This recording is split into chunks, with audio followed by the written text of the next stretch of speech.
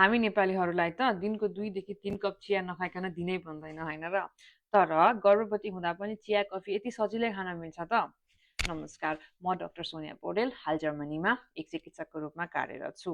गर्भ अवस्थामा चिया वा कफी खान मिल्छ कि मिल्दैन? आजको विषय यही हो।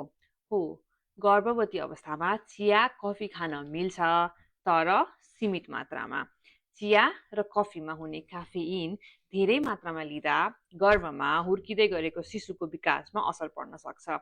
विश्व स्वास्थ्य संगठनको अनुसार गर्भवती महिलाले दैनिक 200 मिलिग्रामसम्म क्याफेइन लिन सक्ने बताइएको छ, जसको अर्थ हो 1 कप कफी वा 2 कप कालो चिया।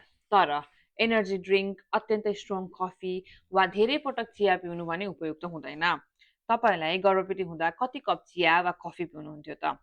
कमेन्टमा लेख्न नबिर्सनुहोला र यस्ता थप उपयोगी स्वास्थ्य सम्बन्धी जानकारीका लागि मलाई फलो गर्न नबिर्सनुहोस्।